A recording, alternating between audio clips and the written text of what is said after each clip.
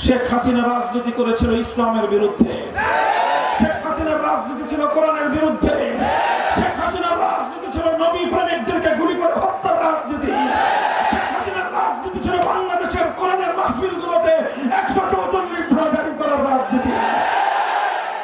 শেখ হাসিনা এবং তার সরকার কিভাবে দেশের আলেম সমাজের বিপ্লবী কণ্ঠগুলোকে স্তব্ধ করে দেওয়ার পায়তারা করেছিল, বাংলাদেশের মানুষ তার জ্বলন্ত সাক্ষী।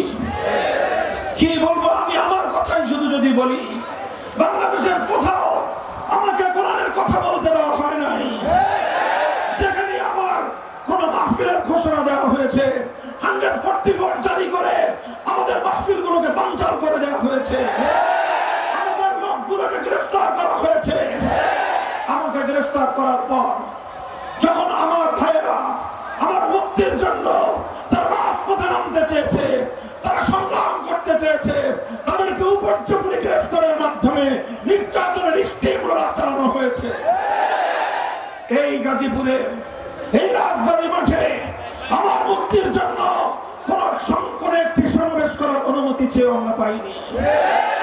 আল্লাহ পাক রব্বুল আলামিন আজ সে মাটিতে মুক্ত পরিবেশে শান্তিপ্রিয় সমাবেশ করার তৌফিক আল্লাহ আমাদেরকে দান করেছেন।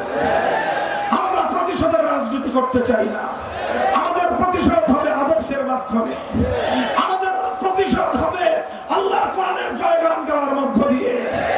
আমরা স্বাধীন বাংলাদেশে আমরা স্বাধীনভাবে আল্লাহর কোরআনের কথা বলবো। যারা কোরআনের কথা শুনতে পছন্দ করেন না, আপনাদেরকে বলে দেই, আপনাদের আপার মতো আপনাদের জন্য সীমান্তের দুয়ার খোলা আছে, চলে যেতে পারেন অন্য কোথাও। এই শাহজালালের বাংলাদেশ, সামান্তমের বাংলাদেশ, খানজাহান আলীর বাংলাদেশ, হাফিজ হুজুরের বাংলাদেশ, শাইখুল হাদিসের বাংলাদেশ, মুফতি আমিনের বাংলাদেশ, আল্লামা আহমদ শফির বাংলাদেশ, জুনায়েদ বাবুনগরীর বাংলাদেশ, মহিবুল্লাহ বাবুনগরীর বাংলাদেশে কোরআনের কথা বলবো। সহ্য না হলে বাংলাদেশ ছেড়ে চলে যাও।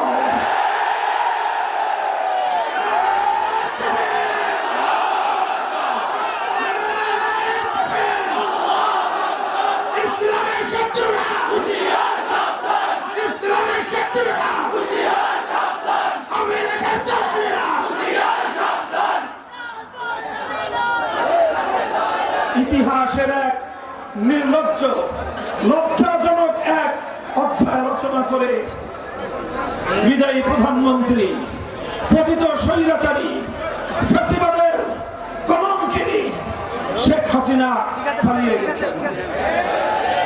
আমার দুঃখ এবং আফসোস হয় ওই সকল আওয়ামী লীগের নেতা কর্মীদের জন্য যারা দীর্ঘদিন ধরে রাজনীতি করেছেন। তাদের মধ্যে কিছু ভালো মানুষ আছেন যারা শান্তিপ্রিয়ভাবে ভিন্ন মতের প্রতি শ্রদ্ধা প্রদর্শন করে রাজনীতি করতে চান। তাদের জন্য আমার এ কারণে আফসোস হয়, তারা ভবিষ্যতে কোন মুখে আওয়ামী লীগের নাম বলবে আর কোন মুখে শেখ হাসিনার নাম বলবে। কারণ আফসোসটা এজন্য হয় যে তাদের নেত্রী আজ তাদের সামনে যে দৃষ্টান্ত উপস্থাপন করলেন, বাংলাদেশে আমরা দেখেছি জনপ্রতিরোধের মুখে, বিরোধী পক্ষের আন্দোলন সংগ্রাম এবং অভ্যুত্থানের মুখে অনেক সরকারের পতন ঘটেছে। 1990 সালের গণ অভ্যুত্থানের মধ্য দিয়ে জেনারেল হোসেন মোহাম্মদ এরশাদের সরকারের পতন ঘটেছিল। এরশাদ কি করেছিলেন?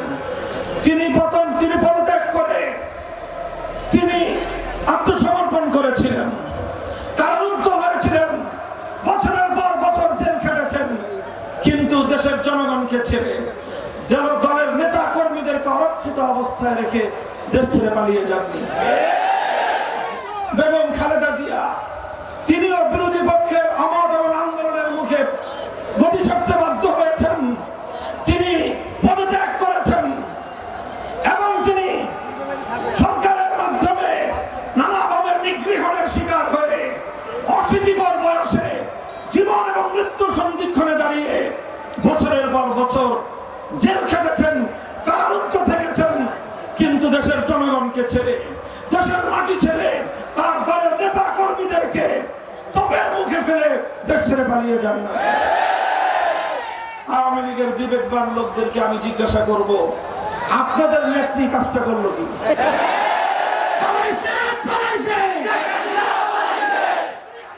আমরা কিছু বলবো না, আপনাদের বিবেকের বদ্ধ দুয়ারটা খুলে দিয়ে আজকে রাত্রে বাড়িতে গিয়ে ঘুমাবেন আর নিজের কাছে বিবেকের কাছে প্রশ্ন করবেন, আপনার নেত্রী যেই কাজটা করলো, তিনি এই কয়েকদিন আগেও বলেছিলেন শেখ হাসিনা পালায় না।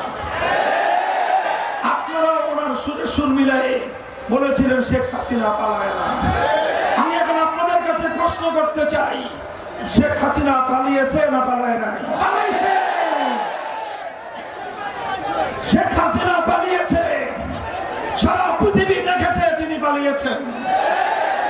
আমরা 2013 সালে বলেছিলাম আপনারা মাসের পর মাস শাহবাগ চত্বরটাকে ইমরান এই সরকারদের দখলে ছেড়ে রাখলেন।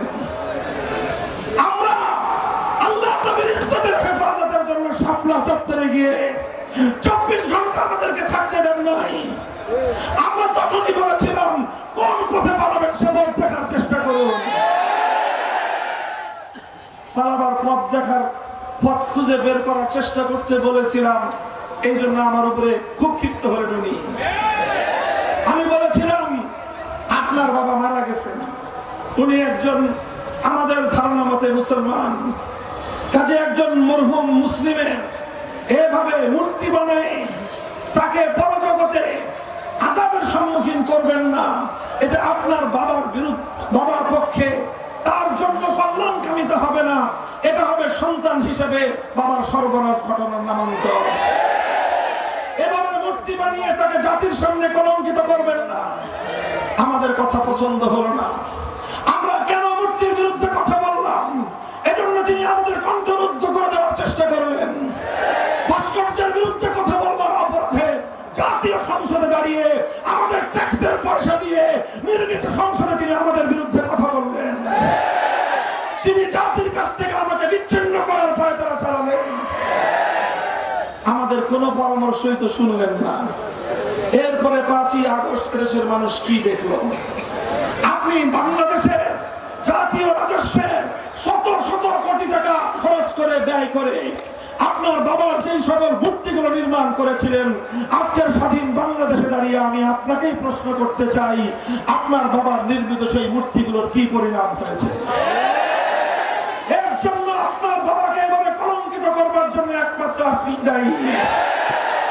যারা বঙ্গবন্ধুকে সম্মান করেন, শ্রদ্ধা করেন, অন্তত আপনারা কোনদিন শেখ হাসিনার নাম মুখে উচ্চারণ করতে পারেন না। সংগ্রামী সাথী ও বন্ধুগণ, কথাগুলো শুধু আমি বিদায়ী এবং পতিত একজন স্বৈরাচারী সরকারের সমালোচনা হিসেবেই বলছি না।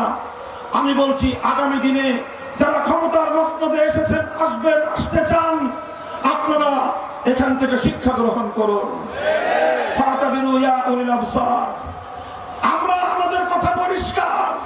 আমি সেদিনও বলেছিলাম, আজও বলছি, একটি মুসলিম দেশ, যে দেশ মুসলিম জাতিসত্তার উন্মেষ ঘটাবার জন্য, বাঙালি মুসলিম জাতির উত্থান ঘটাবার জন্য 200 বছর আমাদের পূর্বপুরুষরা লড়াই করেছিল। লড়াই করেছিল হাজী শরীয়তুল্লাহ, লড়াই করেছিল মীর নাসির আলী ওরফে তিতু মীর, লড়াই করেছিল ফকির মজনু শাহ, আর লড়াই করেছিল দীর্ঘ একটা সময় পর্যন্ত এদেশের আলেম সমাজ।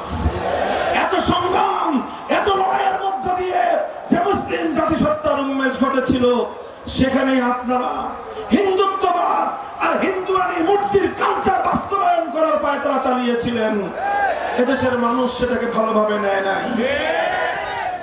আগামী দিনেও কেউ যদি চেষ্টা করেন, আমি আপনাদেরকে পরামর্শ দিব, 5ই আগস্টের শেখ মুজিবুর রহমান সাহেবের মূর্তিগুলো দেখে আগামী দিনে সকল রাষ্ট্রনায়করা শিক্ষা গ্রহণ করবে। আমরা ভাস্কর্যের বিরোধিতা করেছিলাম, সে ভাস্কর্য হোক বঙ্গবন্ধুর, সে ভাস্কর্য হোক জিয়াউর রহমানের, সে ভাস্কর্য হোক এরশাদের, সে ভাস্কর্য আমার বাবার হলেও আমি বলেছিলাম আমাদের হাতে ক্ষমতা আসবে সব ভাস্কর্য আমরা ভেঙে গুড়িয়ে দেব। আজও আমাদের সেই কথা। আমাদের কথা হিন্দু ধর্মাবলম্বীদের উপাসনালয়ে রক্ষিত কোনো মূর্তি নিয়ে আমাদের কোনো কথা নাই। আমরা তাদের কাছে ঈমানের দাওয়াত দেই, স্বেচ্ছায় ইসলাম গ্রহণ করার আহ্বান জানাই, কিন্তু তাদেরকে তাদের ধর্ম ছেড়ে দিয়ে তাদের ধর্মীয় উপাসনালয়ে মূর্তি রাখার ব্যাপারে আমাদের কোনো বক্তব্য নাই। তোমরা তোমাদের মূর্তি পূজা করো, তোমরা একত্ববাদের দিকে আসলে জাহান্নাম থেকে মুক্তি পাবে, অন্যথায় তুমি তোমার ধর্ম নিয়ে তুমি থাকো। আমরা তোমাদের সংখ্যালঘু হিসেবে মুসলিম দেশে অবস্থানকারী তোমাদের সকল ধরনের নিরাপত্তার দায়িত্ব আমরা গ্রহণ করেছি। 5ই আগস্টের পর বাংলাদেশের মানুষ দেখেছে এদেশে কোনো সাম্প্রদায়িক সংঘাত নাই। এদেশের হিন্দুদের মন্দির, বৌদ্ধদের প্যাগোডা, খ্রিস্টানদের গির্জা রাতের ঘুম মারি দিয়ে, রাতের ঘুমকে হারাম করে দিয়ে আলেম সমাজ, তাওহীদি জনতা, ইমাম সাহেবান, হেফাজতে ইসলামের নেতা কর্মীরা, খেলাফত মজলিস, বাংলাদেশ খেলাফত মজলিসের নেতা কর্মীরা রাতের ঘুম মার দিয়ে, রাতের ঘুমকে হারাম করে তারা এই সংখ্যালঘুদের নিরাপত্তার দায়িত্বে নিয়োজিত ছিল। বাংলাদেশের 5ই আগস্টের পর কোথাও সংখ্যালঘু নির্যাতনের কোনো ঘটনা নাই। কারণটা কি? আগে কেন ঘটতো? কারণ আগে এই শেখ হাসিনা এবং তার দোসরদের রাজনীতির অন্যতম হাতিয়ার ছিল সংখ্যালঘু ইস্যুকে রাজনীতির হাতিয়ার হিসেবে ব্যবহার করা। আমি বলি, তারা রাতের অন্ধকারে কালনাগিরি হয়ে সংখ্যালঘুদেরকে ছোবল মারত, দিনের আলোয় আবার তারাই ওঝা হয়ে ছাড়তে আসতো। যতগুলো হিন্দু পরিবারের উপর হামলার ঘটনা আছে, যতগুলো মন্দির ভাঙার ঘটনা আছে, নিরপেক্ষ তদন্ত হলে বেরিয়ে আসবে এগুলোর সঙ্গে আওয়ামী সরকারের দোসররাই জড়িত ছিল।